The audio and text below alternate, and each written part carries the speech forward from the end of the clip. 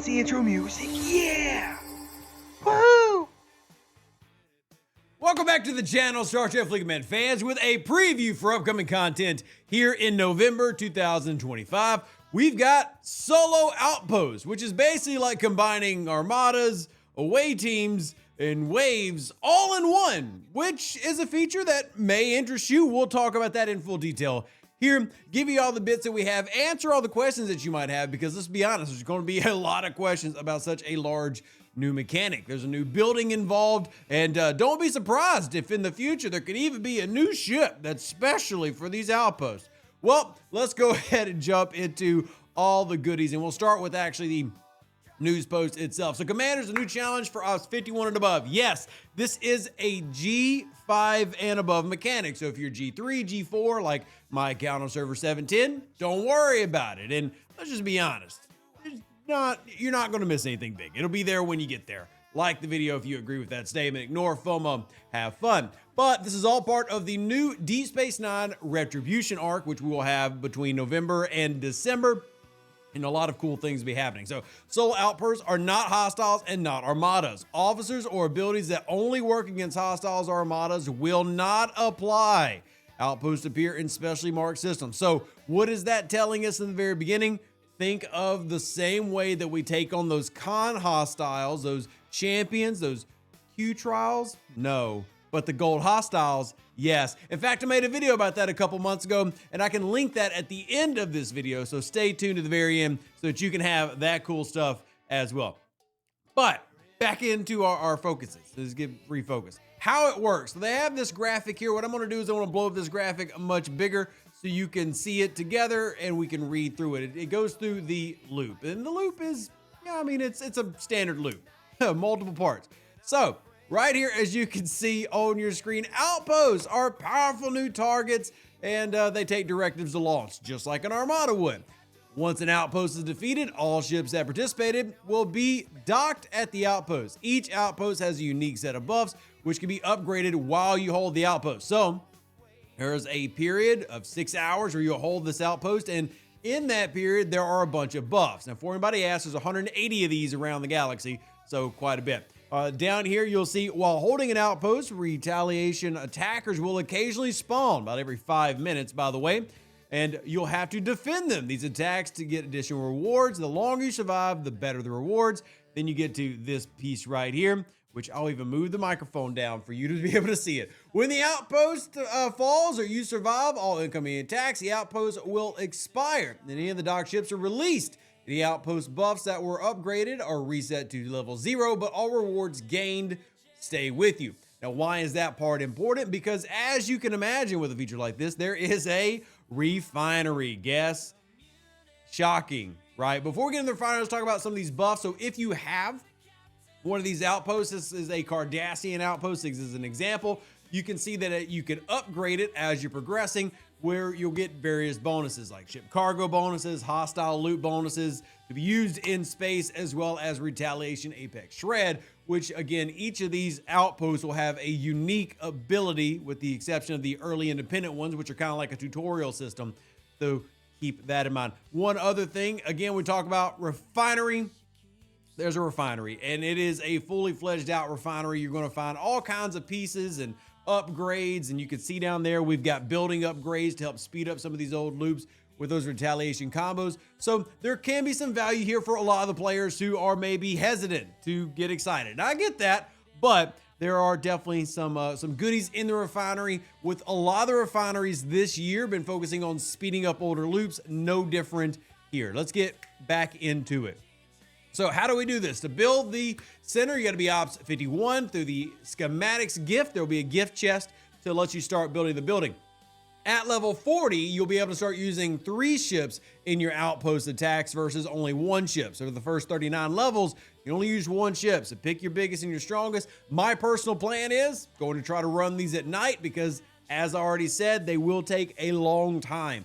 And once you're doing it, it's like an away team. Like that officer is away. In this case, your ship is away.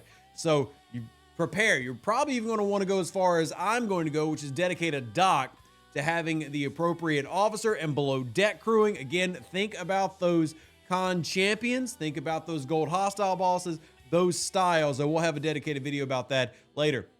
Generate materials and new station services. Construction the outpost will help you get more ore, crystal, gas, so more economy updates here. Launch and capture, so spin the directives to start an attack, then move your ships into the circle before the countdown ends, and then you begin with 2 participating ships. I said 1 before, apologies, 2. Outposts that are 40 and above, you can bring 3.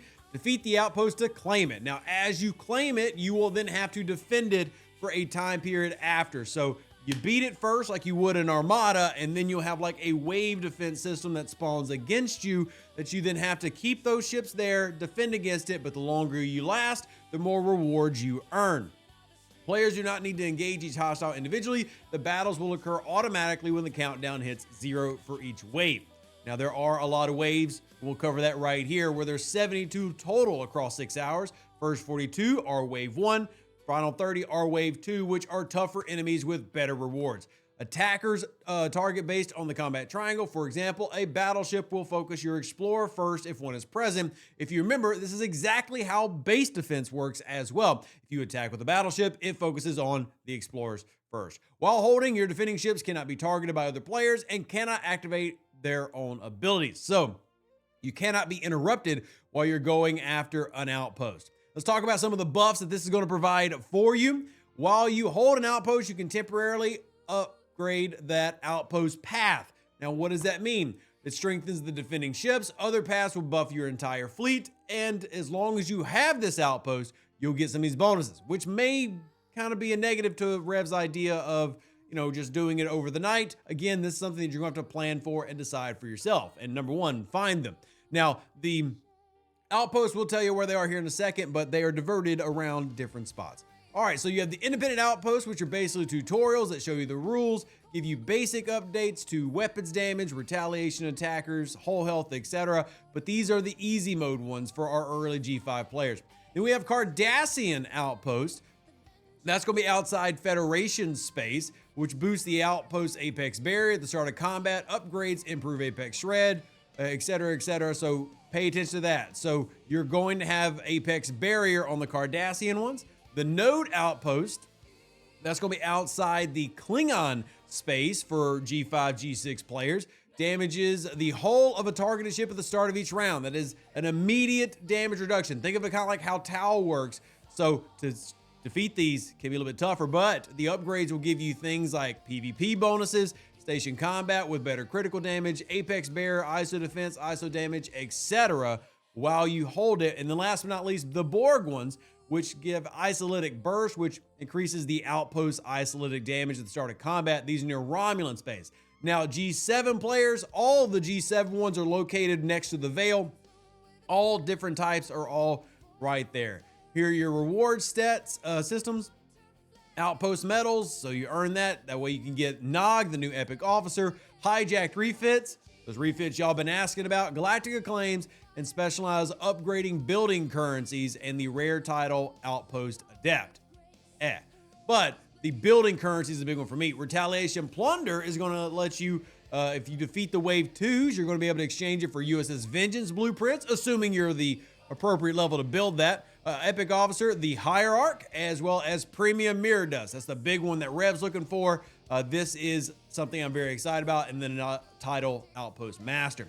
The Outpost Battle Pass also features the Epic Officer, the Hierarch. So, again, the Cardassian ones are going to be next to Federation space. Here are the levels that they start off with, and there are the systems.